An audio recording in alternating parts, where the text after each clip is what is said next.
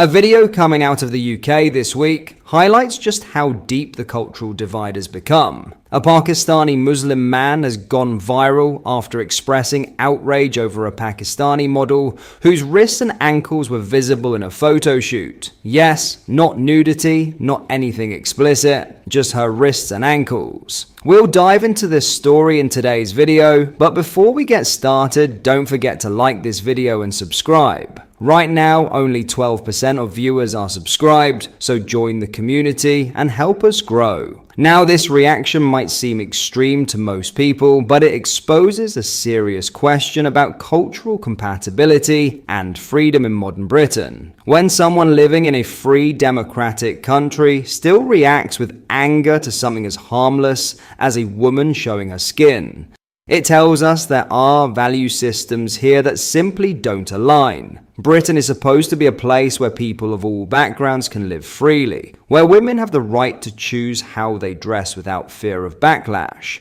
But time and time again, we see these kinds of incidents showing that not everyone shares those same values. This isn't about attacking anyone's faith, it's about confronting a reality. If certain communities refuse to adapt to the principles of free expression, gender equality, and tolerance that define this country, then integration becomes impossible. We can't keep pretending that all cultures see the world in the same way. When outrage is sparked by something as trivial as a woman's ankles, it's clear that some people aren't just living in Britain, they're living against it. At some point, we have to decide. Do we continue bending our values to avoid offense? Or do we finally stand firm for the freedoms that make Britain what it is? Have a watch. This here is not Salwar Kameez. This Salwar Kameez has been made to turn into for the streets. I'll explain to you why.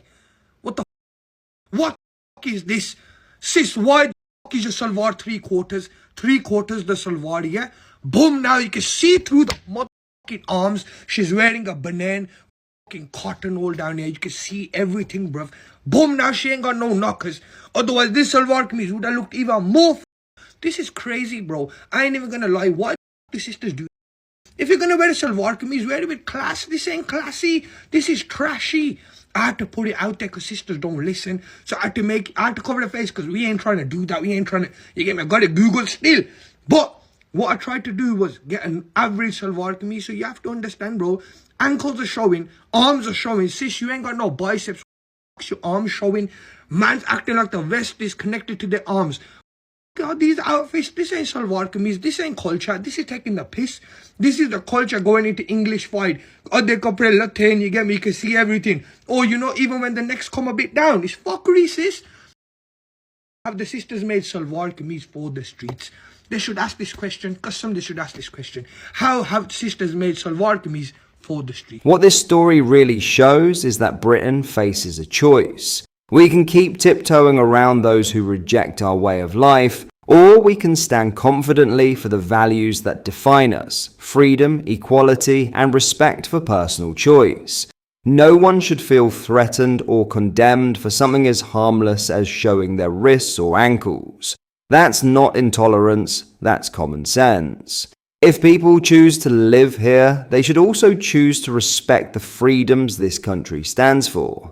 Integration isn't about bending British culture to suit others. It's about newcomers embracing the principles that have made this nation free and fair. And if some can't do that, then maybe they need to ask themselves whether Britain is truly the right place for them. Because tolerance should never mean surrendering the very values that make Britain worth defending. In other news, a Reform UK MP has apologised for any offence caused, after saying, "It drives me mad when I see adverts full of black people, full of Asian people."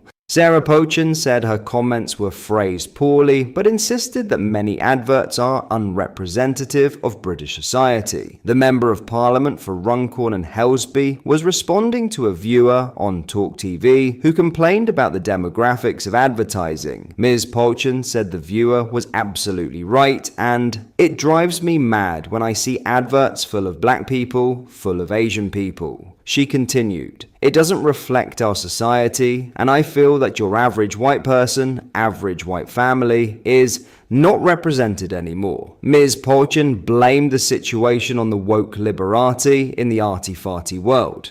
It might be fine inside the M25, but it's definitely not representative of the rest of the country, she said.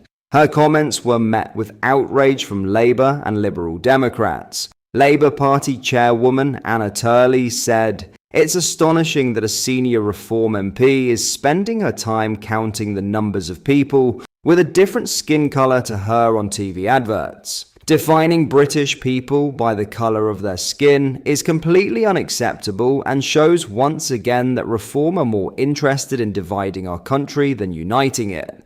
Nigel Farage needs to condemn this now and urgently clarify whether Sarah Polchin's views on race are welcomes in his party." Liberal Democrat MP for Eastbourne Josh Babarinde wrote on social media, "If the colour of someone else's skin drives you mad, you are a grade A racist." In a later statement, Ms. Polchin said she was trying to say the advertising industry had gone DEI, diversity, equity and inclusion mad. She said, "My comments were phrased poorly and I apologize for any offense caused, which was not my intention.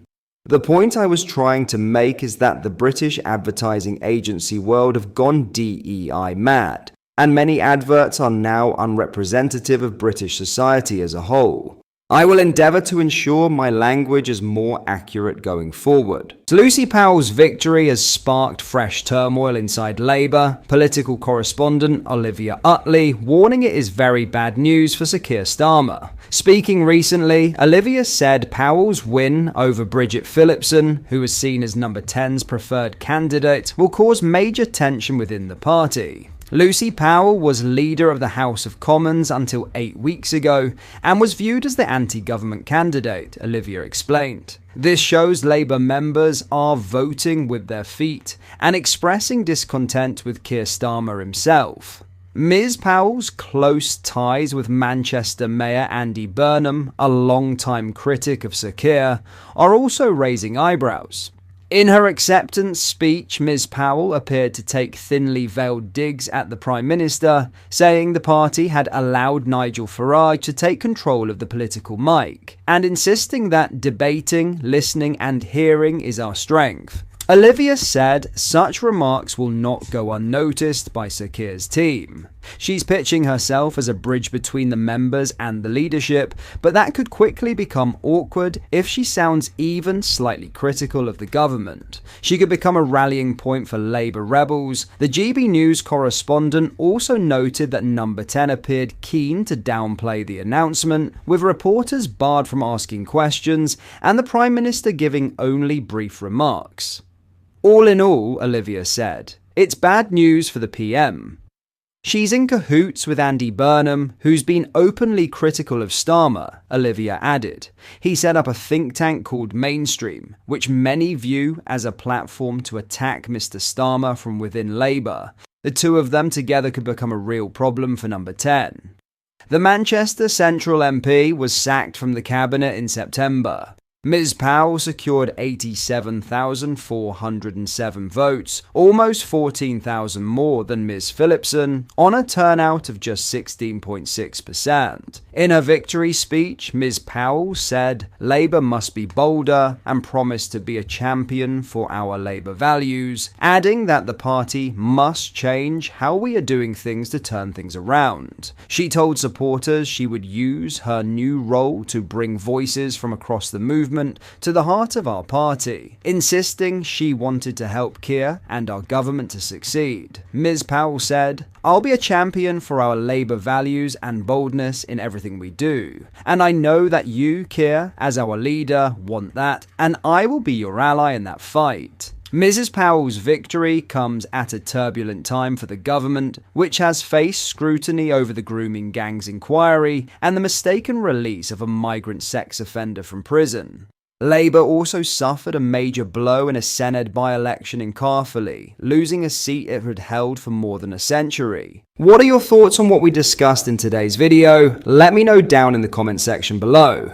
If you have not yet already, make sure you do drop a like on this video and subscribe to the channel for more British content. Thank you, take care, goodbye.